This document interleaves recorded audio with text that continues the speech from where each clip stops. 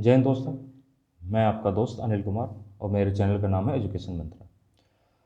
हम दोस्तों current affairs के बारे में बात करते हैं।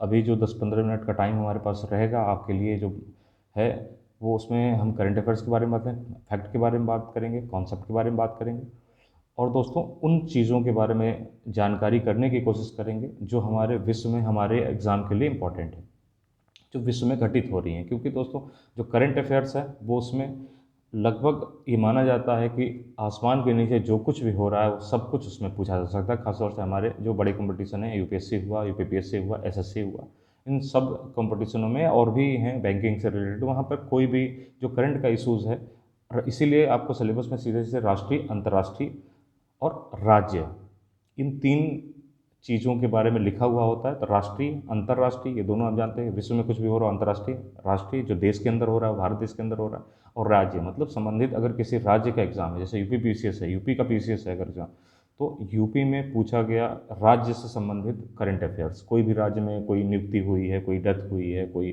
विशेष काम हुआ है, तो उनसे सब सारी उनसे जानकारी क्वेश्चन आपसे पूछे जाते हैं। तो इस तरीके से दोस्तों एक ढांचा तैयार किया जाता है। लगभग 30 क्वेश्चंस रहते हैं इसमें, ये जो बहुत है इंपॉर्टेंट है हमारे आपके लिए। आपको सिर्फ दोस्तों 10-15 मिनट का टाइम देना है और 10-15 मिनट के टाइम में धीरे धीरे करके 8-10 क्वेश्चंस तैयार हो जाएंगे। एक महीने में एक आपका एक बड़ा सा जो है आपका बैंक बन जाएगा, क्वेश्चन बैंक जिसको कहते हैं, करंट अफेयर्स को लेकर के। उसके साथ में ही दोस्तों हम जो है बात करते हैं निबंध के ऊपर भी। हम मेंस में कैसे करके चीज़ों को लिखना है, निबंध में किस तरीके की चीज़ें, हर तरीके की चीज़ों पर बात करते हैं जैसे जैसे टाइम होता है। तो दोस्तों आज का वीडियो प्रारंभ करते हैं और सबसे पहले दोस्तों हम ले लेते हैं आज एमएसपी। एमएसपी में दोस्तों भारत सरकार ने 40 रुपये की बढ़ोतरी कर दी है गेहूं के ऊपर। गेहूं एक रबी की फसल है दोस्तों।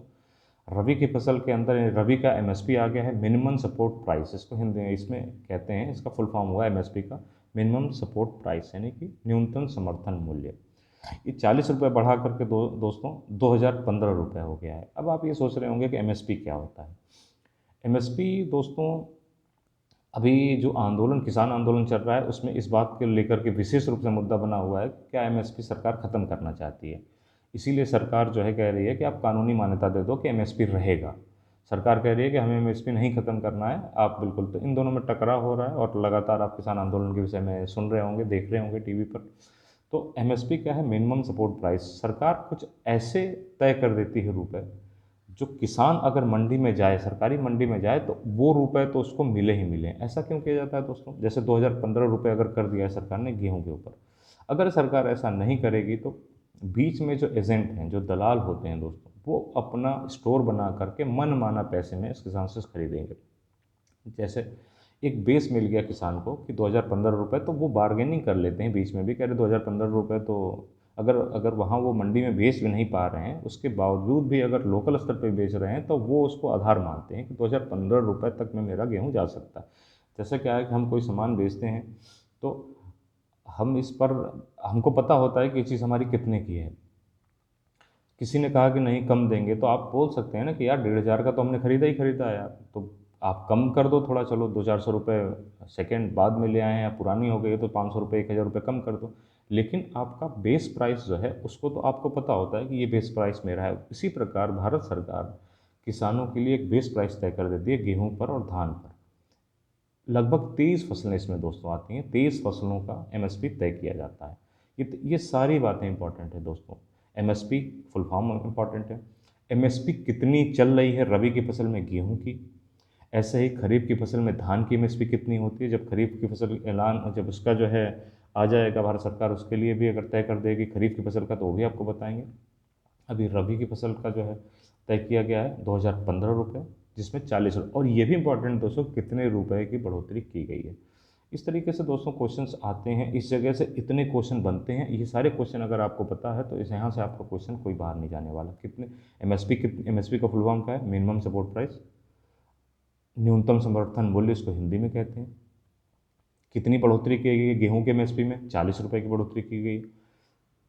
कितनी हो गई है? तो 2015 रुपये हो गई है। कितने फसलों पर एमएसपी जारी किया जाता है? तो 23 फसलों पर एमएसपी जारी किया जाता है। ये आपका बिल्कुल क्लब हो गया दोस्तों। इसके बाद से आपका कोई क्वेश्चन बनने वाला नहीं जा रहा है। इसलिए इन चीज़ों को बिल्कुल ध्यान से आप सुनिए, पढ़िए और नोट कर लीजिए। ये आपके काम की चीज़ें हैं दोस्तों। अब आपको कल वीडियो नहीं बना पाया था, थोड़ी बहुत व्यस्तता थी और थोड़ा-सा काम भी था, तो उसके लिए क्षमा चाहेंगे और उसको भी हम इसी में जोड़ लेंगे। कल के भी जो इम्पोर्टेंट क्वेश्चन थोड़े हैं, वो आपको इसी में हम डाल देते हैं, ताकि आपका एक पूरा कल का भी और आज की दोनों की समरी बन जाए। तो ये डुगोंग संरक्षण रिजर्व एक खोला गया है दोस्तों। अगला क्वेश्चन हमारा है, अगला टॉपिक है डुगोंग संरक्षण रिजर्व खोला गया है। डुगोंग समुद्री गाय को कहते हैं दोस्तों। बहुत तेज़ी से लुप्त हो रही है डुगोंग, इसलिए उनके संरक्षण के लिए जब कोई जंतु जीव लुप्त हो रहा होता है, तो उसके संरक्षण का प्रयास भारत सरकार या स्टेट गवर्नमेंट या कोई भी सरकार मिलकर करती है। तो डुगोंग संरक्षण रिजर्व खोला गया है, ये तमिलनाडु में। लगभग ये समुद्री गाय तमिलनाडु में लगभग 70-80% वहीं पाई जाती है और इसका बहुत तेज़ी के साथ उसका विनाश हो रहा है, इसलिए उसको बचाने के लिए डुगोंग संरक्षण रिजर्व खोला गया। ऐसे ही दोस्तों सूचना, एक और नया क्वेश्चन है कि बिटकॉइन जो है दोस्तों, आभासी मुद्रा जिसको कहते हैं, आभासी मुद्रा है बिटकॉइन।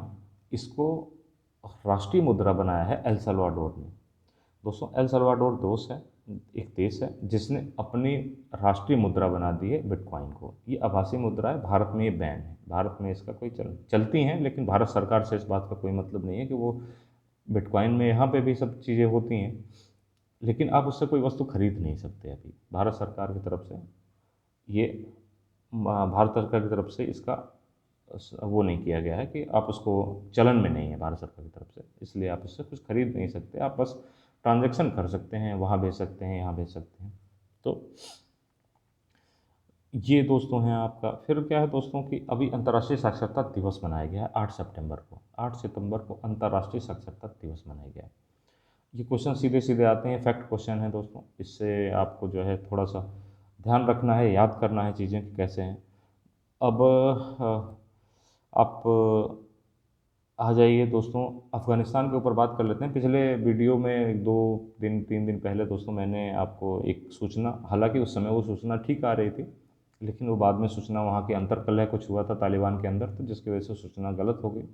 तो उसके लिए भी आपको करेक्शन करेंगे। और वो कोई मेरे द्वारा बनाई गई सूचना नहीं थी दोस्तों, ये जो वहाँ के मीडिया से निकल के आ रही थी। तालिबान में जो शासन सत्ता संभालने वाले थे, उसमें प्रधानमंत्री जो मुल्ला बरादर को, मैंने कहा था कि मुल्ला बरादर को प्रधानमंत्री बना दिया गया, लेकिन ऐसा नहीं है दोस्तों। वहाँ मुल्ला बरादर को अब डिप्टी प्राइम मिनिस्टर यानी कि उप प्रधानमंत्री वहाँ बनाया गया है। वहाँ अंतर्कलह की वजह से हुआ है, वहाँ दो धड़े बन गए, तो जिसमें जो है वहाँ हक्कानी नेटवर्क और तालिबान के बीच में प्रॉब्लम आई थी, जिसकी वजह से ये चीज़ें वहाँ उन लोगों ने बदल दी।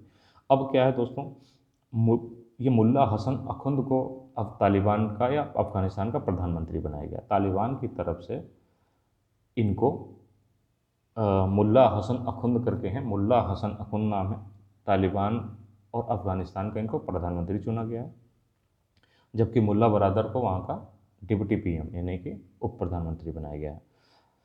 तो दोस्तों ये करेक्शन भी है और ये एक सूचना भी है, क्योंकि अब जो है वहाँ पर ये अंतरिम एक वहाँ पर अंतरिम सरकार का गठन हो चुका है अफ़गानिस्तान के अंदर, इसलिए ये सूचना जो है बिल्कुल परफेक्ट है। इसमें कहीं से कोई बदलाव अभी नहीं होने वाला। अगर मंत्रिमंडल में कोई बदलाव होता है तो वो भविष्य में होगा, 2-4-6 महीने 8 महीने साल भर बाद अगर होता है तो उसकी भी सूचना आपको मिल जाएगी। ऐसे ही दोस्तों ये है कि 2 वर्ष के बच्चों को वैक्सीन लगाने वाला, 2 वर्ष, जबकि अभी ये हो रहा है दोस्तों कि कम से कम 18 साल 20 साल से ऊपर के लोगों को ही वैक्सीन लगाई जा रही है, कोरोना की वैक्सीन। लेकिन विश्व में एक ऐसा देश बना है जिसने 2 वर्ष के बच्चों को भी वैक्सीन लगा दिया है, वो है क्यूबा। ये पहला देश है दोस्तों जिसने जिसने 2 वर्ष के बच्चों को भी वैक्सीनेट किया है क्यूबा के अंदर। तो ये क्यूबा देश इंपॉर्टेंट है, पूछ देगा निम्नलिखित में से कौन से देश ने कम उम्र के बच्चों यानी कि ब्रैकेट में 2 वर्ष के बच्चों को वैक्सीन लगाया, तो ये हो जाएगा क्यूबा। ऐसे ही दोस्तों स्पोर्ट्स से एक सूचना है आपके लिए। स्पोर्ट्स में 100 विकेट लेने वाले सबसे तेज टेस्ट मैचों में 100 विकेट लेने वाले सबसे तेज भारतीय हो गए हैं बुमराह। बुमराह जो है 100 विकेट ले लिया उन्होंने सबसे कम मैचों में, यानी कि उन्होंने 24 मैचों में 100 विकेट ले लिए हैं, टेस्ट मैच की बात हो रही है। जबकि कपिल देव का अब तक रिकॉर्ड था, उन्होंने 25 मैचों में 100 विकेट लिए थे। तो इस समय टेस्ट मैचों में सबसे तेज 100 विकेट लेने वाले गेंदबाज हमारे हो गए हैं बुमराह जी। तो ऐसे ही दोस्तों ये सूचना, ये क्वेश्चन हो गए, कुछ फैक्ट हो गए दोस्तों। आपको 2-3 मिनट का टाइम लेते हुए आपको एक एक आर्टिकल आया है जनसत्ता में, उसके बारे में थोड़ी सी बात कर लेते हैं 2-3 मिनट में। कैसे मजबूत होंगी पंचायतें, जो क्षेत्र पंचायत होती हैं, जो हमारी ग्रामीण पंचायतें हैं दोस्तों, उनको मजबूत कैसे किया जाएगा, इस पर बात करने के लिए। होता क्या है दोस्तों कि पंचायत, जिसको प्रधानी का चुनाव के रूप में आप ज़्यादा जानते हैं, वो गांधी जी का सपना था दोस्तों। गांधी जी का सपना था। गांधी जी ने कहा था कि जो भारत की आत्मा है वो गांव में बसती है। तो गांधी जी के कॉन्सेप्ट को लेकर ही, गांधी जी के कॉन्सेप्ट को इसको लेकर के ही एक पंचायत का गठन किया गया था दोस्तों। ये ताकि रूट लेवल, यानी कि जहाँ पर किसी नियम कानून को क्रियान्वयन करना है, वहाँ के लोगों को सशक्तिकरण किया जाए, ताकि वो खुद से ही अपने लिए जो भी कानून चाहते हैं या जो भी बदलाव चाहते हैं उसको वो बता सकें। तो इसी तरीके से ये संविधान के 73वें संविधान संशोधन 1992 के तहत पंचायतों का गठन किया गया था दोस्तों भारत के अंदर। 1992 में 73वें संविधान संशोधन के अंतर्गत। अब दोस्तों क्या है कि ये जो पंचायतों का गठन हुआ, तो इससे क्या फ़ायदा हुआ और क्या क्या नुकसान हुआ और किस तरीके से इसमें बदलाव किया जा सकता है। अब ये जो पंचायतों का गठन हुआ दोस्तों, वो वी.एन. गाडगिल समिति एक बनाई गई थी, उन्हीं के रिकमेंडेशन से ये हुआ। ये सारे क्वेश्चन बनते हैं दोस्तों, जो जो बातें मैं आपसे बता रहा हूँ, ये सारे क्वेश्चन बनते हैं।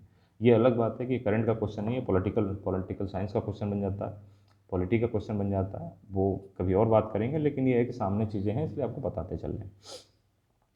तो दोस्तों ये है, वी.एन. गाडगिल की अध्यक्षता में एक समिति का गठन किया गया, जिसने इस पंचायतों का गठन कर लिया। अब क्या है दोस्तों कि पंचायतों में क्या सुधार की ज़रूरत है। पंचायतों में जैसे दोस्तों होता क्या है कि पंचायत का एक सिस्टम होता है, गांव के अंदर प्रधान का चुनाव होता है, और उसमें ये होता है कि वो अपनी समस्याओं को रखें, ताकि धीरे धीरे करके वो विधानसभा, विधानसभा से लोकसभा, इस तरीके से आगे बढ़ती चली जाए, और एक कानून का निर्माण हो जो उनके और सबके बोले। अब दिल्ली में बैठे लोकसभा में जाते यहीं से लोग हैं, लेकिन सारी परेशानियों को वो नहीं समझ सकते। जो एक ग्राम प्रधान अपने ग्रामवासियों की समस्याओं को जो समझ सकता है, उसको एक विधायक जो है कि दूर बैठा हुआ नहीं समझ सकता। ये व्यक्ति यहाँ की समस्याओं को लेकर उनके पास जाता है, वो उनसे बताता है कि ऐसे ऐसी दिक्कतें आ रही हैं। इस तरीके से एक स्टेप बाय स्टेप चीज़ें होती चली जाती हैं।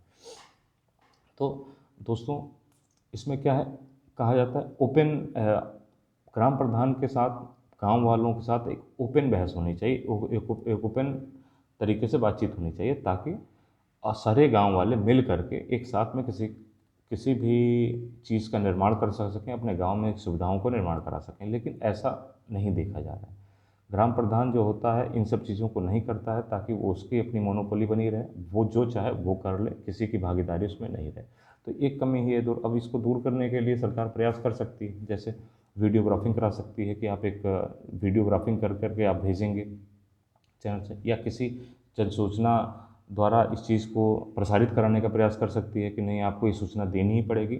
इस तरीके से दोस्तों सुधार किए जा सकते हैं। और ग्राम प्रधान को ये चाहिए कि वो सबको साथ लेकर के चले, सभी की समस्याओं को समझ करके तब जो है। अब होता क्या है दोस्तों कि ग्रामीण स्तर पे आप भी हैं, हम भी हैं, हम समझ सकते हैं कि उस जगह पर प्रॉब्लम किस तरीके की आती हैं कि बहुत सारे ऐसे लोग भी होते हैं जो, जिनके पास बहुत सारी चीज़ें होती हैं, लेकिन फिर भी वो चले जाते हैं कि हमें ही फ़ायदा पहुंचा दिया जाए। तो इससे भी एक मनमुटाव पैदा हो जाता है, और बहुत सारी छोटी छोटी चीज़ें वहाँ पर जो है अपनी रंजिशों को भी निकाला जाता है। जैसे होता क्या है, परेशानियों में क्या आती हैं दोस्तों कि अगर शौचालय आया हुआ है बनने के लिए, तो दो भाइयों में जहाँ जो जगह की डिस्प्यूट है, उस जगह पे ही कह देंगे कि यहीं लगा दीजिए। अब ग्राम प्रधान को बुलाया जाएगा कि भाई ये देखिए यहाँ नहीं लगने दे रहे हैं, वो कहेंगे कि हमारी जगह है, वो कहेंगे हमारी जगह, इस तरीके से। दूसरी चीज़ क्या है दोस्तों कि एक ग्राम पंचायत के गठन का एक सबसे महत्वपूर्ण कारण ये था दोस्तों कि जो समस्याएं वहाँ पे हैं, ख़ास तौर से थानों और पुलिस के ऊपर बर्डन कम करना। जैसे क्या होता है दोस्तों कि हर मामला अगर कोर्ट कचहरी में पहुँचेगा, तो एक तो पैसों की बहुत ज़्यादा हानि होती है, टाइम का बहुत ज़्यादा लॉसेस होता है, और वो जो रंजिश होती है, जो दुश्मनी होती है, वो कभी जाती नहीं है, और एक लंबा टाइम फैसले में लग जाता है, जिसमें उन दोनों लोगों की ज़िंदगी और पैसे दोनों बर्बाद हो जाते हैं। इसलिए ग्राम पंचायतें क्या करती हैं, न्याय पंचायत के रूप में काम करते हुए उन दोनों लोगों के मामलों को सुलह से वहीं पर सुलटा देती हैं, गांव के अंदर ही समाप्त कर देती हैं और दोनों लोगों को गले मिला करके कह देती हैं कि ठीक ठीक अपनी अपनी ये चीज़ें आप रखिए। इसमें क्या है दोस्तों, दुश्मनी चली जाती है और फिर से वो मिलजुल करके एक तरीके से रहने लगते हैं। ये एक बहुत बड़ा मुद्दा था। लेकिन आज के टाइम में क्या हो रहा है, जो संचार संचार व्यवस्था का इतनी तेज़ी के साथ हो रहा है कि हर आदमी इन सब चीज़ों से दूर भाग रहा है। जो बैठकें हुआ करती थी पंचायती की, एक तरीके से बंद सी हो गई हैं। हर आदमी चाहता है कि हम कोर्ट में और थाने में सुलझा लेंगे मामले को, जिससे जो है रंजिशें बढ़ रही हैं और परेशानियाँ बढ़ रही हैं। इसलिए दोस्तों, जो व्यवस्था जिस तरीके की है उस व्यवस्था को उस तरीके से लागू करने में बेहतरी है सभी के लिए दोस्तों। इसलिए ये है, ग्राम पंचायतों को मजबूत बनाने के लिए क्या है, उनको पारदर्शिता लाई जाए। ग्राम सभा में जो भी लोग हैं उन सब मिलजुल करके बैठ करके बात करें, किसी भी मुद्दे पर बात करके तब उसका हल निकालें। सब लोग कोई किसी के विषय में गलत तरीके से न सोचे। और जो ग्राम प्रधान का चुनाव होता है उसमें किसी तरीके के पैसे और रंजिश की बात नहीं आनी चाहिए। तो ये जो व्यवस्था है, और सरकार को चाहिए कि एक मुख्य भूमिका निभाए ग्राम प्रधान, और ग्रामवासियों के लिए कोई ऐसा प्रावधान करे ताकि उनका सीधे कार्यपालिका और व्यवस्थापिका में उनकी व्यवस्था की जाए, ताकि वो अपनी बातों को सीधे सीधे उस जगह पर लागू कर सकें, वहाँ पर बता सकें। तो ये चीज़ें हैं दोस्तों।